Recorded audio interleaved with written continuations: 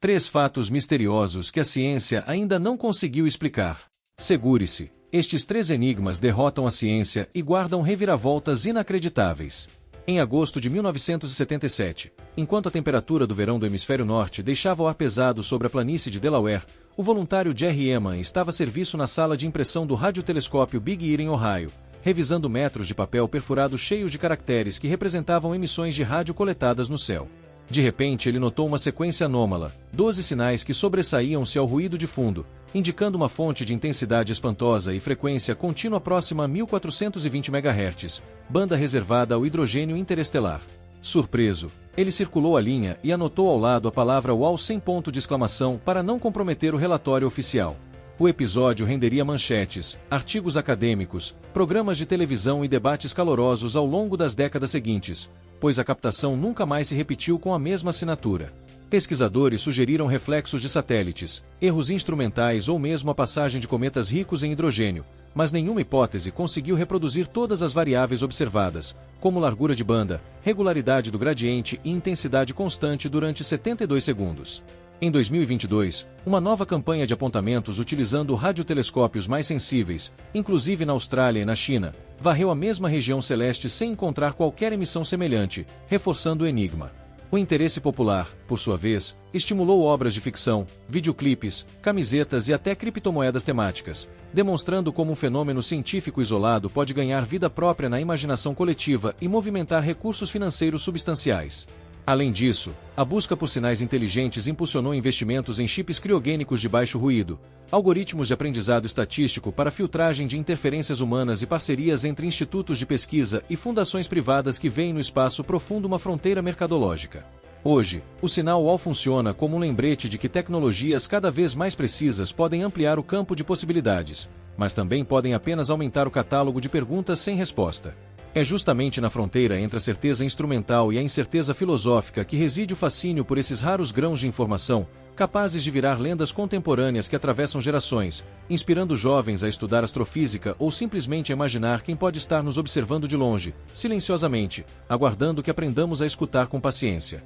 De forma inesperada, o caso também fomentou discussões éticas sobre o eventual anúncio de contato interestelar, motivando protocolos internacionais que hoje orientam observatórios quanto à publicação e verificação de candidatos à mensagem.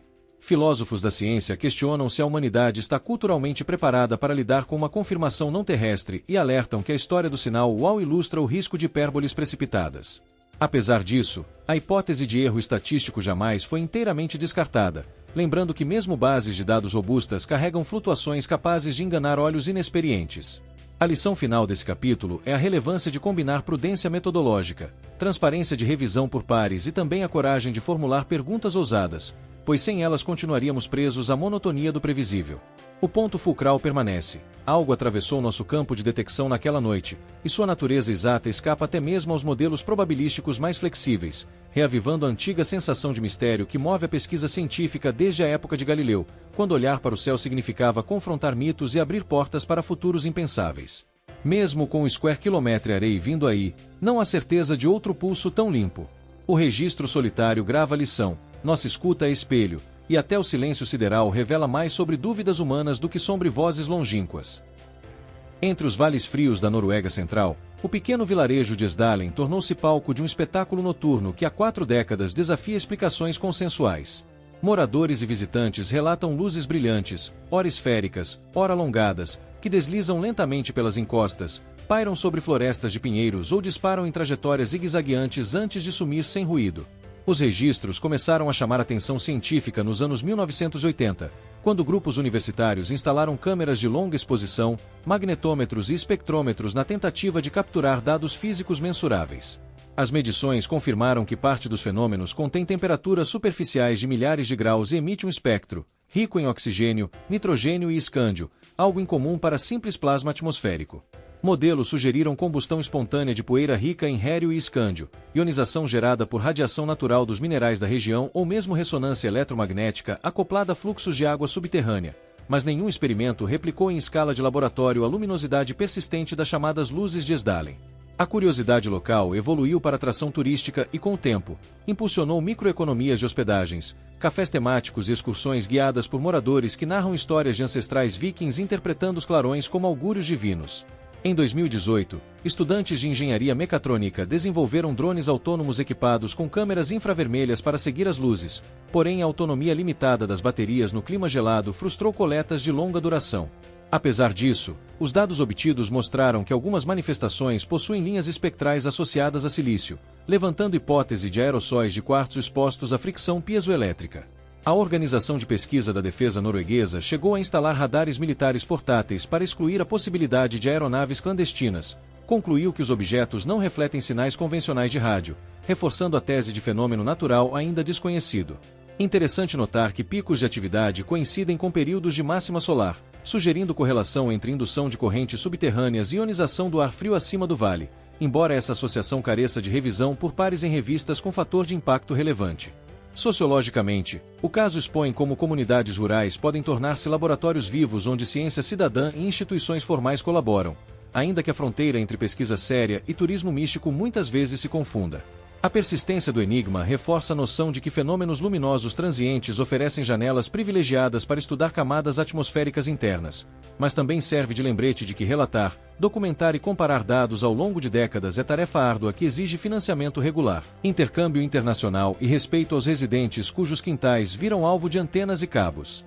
Nesse sentido, o projeto Esdalen segue vivo, agora apoiado por universidades italianas que buscam correlações entre dados de micro-ondas, emissões sísmicas e descarga eletrostática.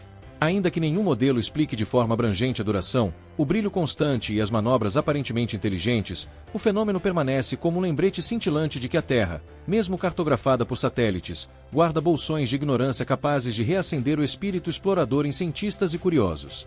Quando as luzes surgem sobre o vale silencioso, tudo converge para um instante de assombro coletivo, em que câmeras, olhos nus e histórias ancestrais dividem o mesmo horizonte, ansiosos por decifrar um código que talvez nem sequer tenha sido escrito para nós. Sensores caseiros baratos formaram rede de monitoramento e, ao invés de elucidar a origem, só ampliaram a base de dados que comprova a aleatoriedade dos clarões, lembrando que alguns enigmas sobrevivem porque se esquivam dos números ainda. No interior da África do Sul, perto da antiga mina de pirofilita de Ottosdal, trabalhadores começaram a encontrar pequenos objetos metálicos incrustados em rochas com mais de 2 bilhões de anos, despertando debates acalorados entre geólogos, arqueólogos e curiosos. As chamadas esferas de Klerksdorp possuem diâmetros que variam de poucos milímetros a 3 centímetros, superfície lisa como se tivesse sido polida e sulcos paralelos que contornam a circunferência, lembrando anéis minúsculos de Saturno em miniatura. Algumas apresentam duas metades claramente separadas por linha equatorial perfeitamente reta, o que levou colecionadores a sugerirem manufatura inteligente antes mesmo do surgimento de organismos multicelulares. A comunidade científica, no entanto, aponta composições ricas em hematita e goetita, minerais comuns formados por processos de concreção em sedimentos hidrotermais. Mesmo assim, análises de difração de raio-x mostram zonas internas com densidade quase uniforme, e testes de dureza indicam valores superiores ao de ferro fundido, algo incomum para concreções naturais tão antigas. Em 1996, o geólogo Paul V. Heinrich publicou artigo detalhando como fluxos de água ricos em ferro, submetidos a ciclos térmicos repetidos, poderiam gerar camadas concentradas concêntricas, mas a explicação não resolve a exatidão geométrica de alguns exemplares. Museus locais exibem as esferas em vitrines iluminadas que atraem centenas de visitantes, estimulando vendas de réplicas em prata e bronze, ao passo que sites de leilões listam originais por valores que competem com diamantes de mesmo peso.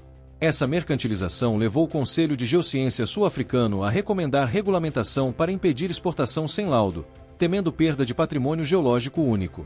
Curiosamente, exames isotópicos recentes realizados na Universidade de Witwatersrand detectaram traços de rutênio e ósmio, sugerindo possível influência de meteorismo siderito durante a etapa final de cristalização, acendendo hipótese híbrida: concreção terrestre revestida por precipitados metálicos oriundos de impacto antigo.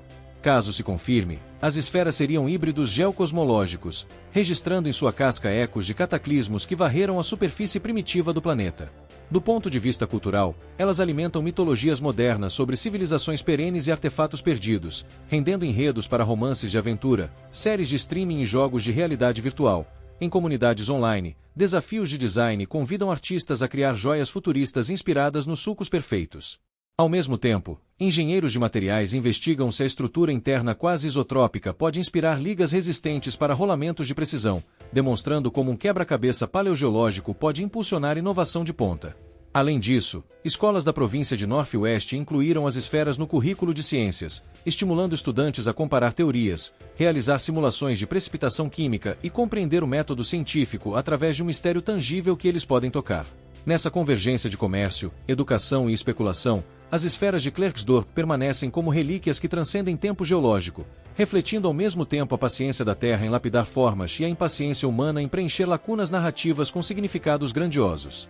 Talvez seja justamente nessa tensão entre a lenda e a lupa eletrônica que nasce o fascínio permanente pelos objetos. Em cada sulco há um convite para olhar mais fundo, tanto na história planetária quanto na nossa propensão a buscar ordem em meio ao acaso materno da crosta, lembrando-nos de que o desconhecido nem sempre habita as estrelas. Às vezes ele se esconde num grão de mineral, silencioso, esperando ser revelado sob luz estéril de laboratório, e ainda assim, mantendo o poder de questionar o próprio conceito de antiguidade tecnológica. Quanto mais é estudada, mais a incógnita crescer.